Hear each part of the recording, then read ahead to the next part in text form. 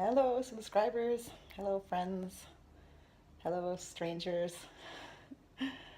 Apparently, I'm going to do this. Uh, I've had a few people recently in the past couple weeks ask me why haven't I put out any new videos lately. And actually, I got rid of or deleted a lot of videos that I had before, or else I made them private. And that it's because I'm sensitive, you know.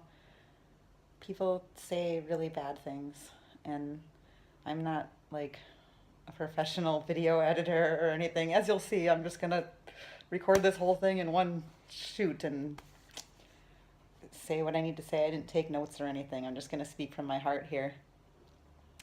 Um, a lot of people have wanted to know about my history, my backstory, because I've hinted to a few things in some of my videos. And most of my life, I've just held things in. I mean, I don't want to be weird. I don't want to be special. I just want to fit in and go through my normal life, you know. But I do have some strange things, you know, or unique things. But recently, it's like they're not as unique as they once were, you know. Other people are coming out and talking about things, and I'm discovering hints of things that always seemed strange to me in my, you know, little circle of reality of people that I interact with, and I'm finding out that uh, there are other people in other areas of the world that also have had the same experiences or have been researching this kind of thing for a long time. Like about a year ago when I found Dolores Cannon, and I was like, what? I couldn't even believe it. It was like she was inside my head talking about things that I thought it was just me. And then it turns out there's this whole big group of people that have had the same experiences as I had, and it just blew my mind. I stopped listening to her because I didn't want the things that she says, I didn't want them to contaminate my own personal memories. So I've only had a hint of her, and I've resisted looking into what she did any more deeply because I want to be able to share my own memories and experiences without having them tainted by outside information.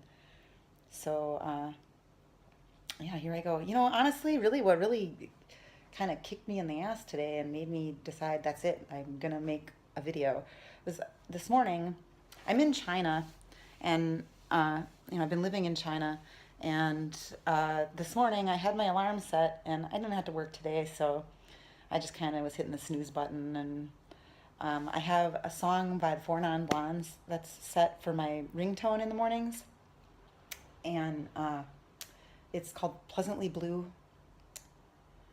And it starts out every day you wake in the morning, you know, and the words changed, like in between hitting the snooze.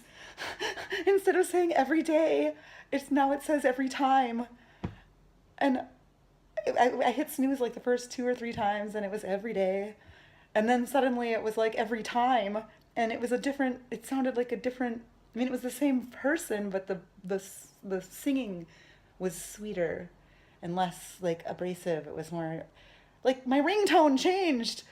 Like, you know, that's the most blatant Mandela effect shift that I've experienced. Where I mean, like, it happened like right in the moment that you know, it was really strange. And now the song is different. I've been listening to this song since the 90s. I have it set for my ringtone. I listen to it every morning. It's always been every day. Every morning I wake and it's the song every day. And now it says every time. So anyway, that really shook me this morning out of my reverie of, you know, living in China. I don't, you know, Mandela effects are usually when I'm in the States, where grew up in my hometown. Then I'll see things here and there all day long, and it's like, you know, it's just irritating the way it's like one thing after another is different from the way I remember it to be, and you know. But in China, I mean, everything is unique, everything is different. So I mean, I'm not stressed out over so many things on a regular basis because I mean, if something was different from one day to the next, I probably wouldn't notice right away because it's in Chinese. You know, I mean, we've got like the 7-Elevens here where like the last N is a small N now. Apparently, I I went around to all the 7-Elevens and all of them in China are like that. But there's not so many things like it is you know, if I was where I grew up, then it would probably bother me more. But anyway, I started feeling like, you know, I've gotta, you know, start communicating with other Mandela affected people. And there's been a few Mandela affected people who have asked me recently if I would share my pre-birth experiences. So, all right, we're 5 minutes into the video and I haven't even begun. Sorry, guys. And I'm not going to edit this either because I can't. I don't know how, really. I mean, it would take me days and days before I would finally post the dang thing if I do that. So, anyway, um, I have a memory of before I was born. Um, when it was time to be born, I was like with a group of people. I mean, spirits, souls, whatever we were. You know, I was with others, and we were getting ready to be born. We were getting ready to come down, and I remember I was like so excited. I was like way psyched. I was like, woohoo, I get to go, I get to go. I was so happy, you know. And I remembered that, you know, I had been on Earth before. One time I remembered. I don't know if that's, I can only say like the way I remembered and the things I was thinking of at that time. Because I remember, I mean, I don't have a big, expansive memory of before I was born. I just remember this circumstance.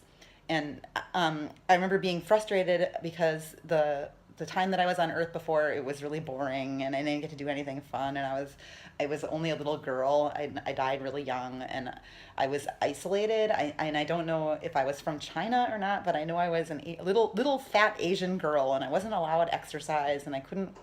I don't know if my feet were bound or something, but I couldn't exercise well. I couldn't run around or walk around or dance or whatever. So like, and I always had doctors coming and checking my feet. And the doctors told my family that they had to start letting me go outside and exercise more because I was getting too fat. So anyway, but I remember this. I remember having a past life where I had been, you know, a little Asian girl, and I died at a young age during some kind of a like a firestorm attack where there was like explosions going on all around me, and I ended up getting killed. All right, so I was getting ready to come down to Earth again, and I was really enthusiastic about it. I was so excited about it because I mean I was like, this time it's gonna be fun, and I'm gonna do cool stuff. And I was like, you know, I just couldn't wait to be born. But I was with this group of others who were also coming to be born, and I was definitely the most excited of everyone. Some of them were like really, really scared. Some of them were like dark and didn't want to go at all, and like they were frustrated about it. And some of them were just kind of like, okay, here we go, you know, like but not like me, man. I was like jumping up and down, and I was flying up in the trees, and I was supposed to be like staying with the group because we were going to like some, I don't know if it was like a processing center area or something like that. Okay, we were getting ready to go through like the process right before coming down to Earth. Okay, and I was supposed to be with this group, but I was just like out of my mind joyful. And and we had like guides that were with us that were supposed to be like keeping track of us, and suddenly one of them came up to me and was like, they want to talk to you. And I was like, really? They want to talk to me, like specifically, individually, me? Like, really? Okay. And so we went to this place, and it's not like time the way it is here. It was like we went, and I waited till it was my turn, and then I went into this room, and there was like, and they I don't know, I always called them they, which is why it really freaked me out when I heard Dolores Cannon and she was talking about them. And like, okay, but because it's like I always thought all my life, I was like, is it God? Because it wasn't a he or a she, it was more like a them. So I was in this room, and they were arrayed before me, above me. Like I had to look up at them like this. And when they spoke, it was with one voice. And they were concerned. They were like, you need to take this more seriously. They were like, this could go very badly for you. And I was like, but it's gonna go so well. For I mean, like the good that I can do is just infinite, and I can't even believe this opportunity I'm being given to do so much good in this world. I was so excited, you know. And they were like, okay, but it could also go really bad. They were like, you know, and they explained some reasons why I can't specifically remember. And I was like, but you'll be there with me the whole time. And they were like, yeah, but it won't really be like that. You know, you won't, it's not going to be quite like were there with you, you know, I mean, you know, I can't put it into words the way that they were reasoning with me.